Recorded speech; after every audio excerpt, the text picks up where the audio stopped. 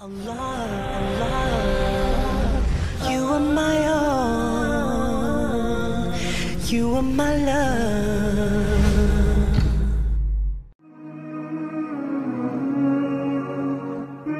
Bismillah.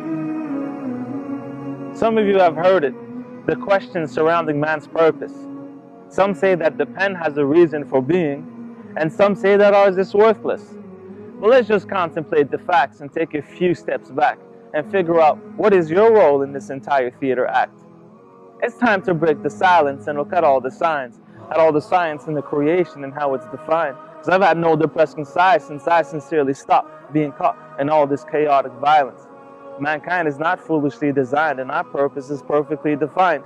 Let us reason. What is the reason for being a human being? The sheer fact that all of this exists is a scientific miracle. To believe otherwise sounds hysterical. You got planets floating around the sun, some too close and some too far, except for this big blue one, where night follows day and day follows night. It's always on the run. It's full of seas and greens and different beings, where some interact with some.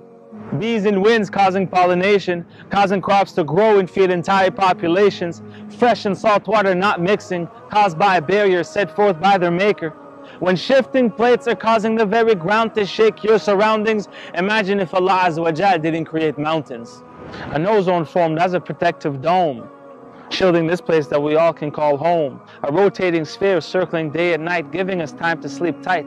Like a watch, with time we see that everything is just set right. A giant ecosystem made up of carnivores, herbivores, and omnivores. How could we possibly deny that this isn't from our Lord? I mean, compared to a pen, do you honestly believe that you're not worth much more? Count your blessings, because we're far from being cursed here on planet Earth. There's lots of water for those who thirst, and where food literally grows out of dirt. You are a conscious conscience. Trust me, there's no nonsense when it comes to your purpose in this universe. Get rid of every other living species and realize that they're here to either help or feed you. So if nothing really depends of you, why on earth are you here when nothing really needs you?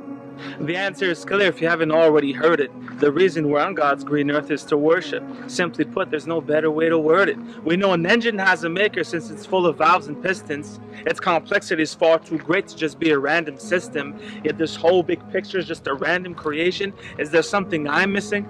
Now, to worship the creator of all things, that's the basis of my religion. The one worthy of all thanks and praise, that deserves this worship till the end of all days.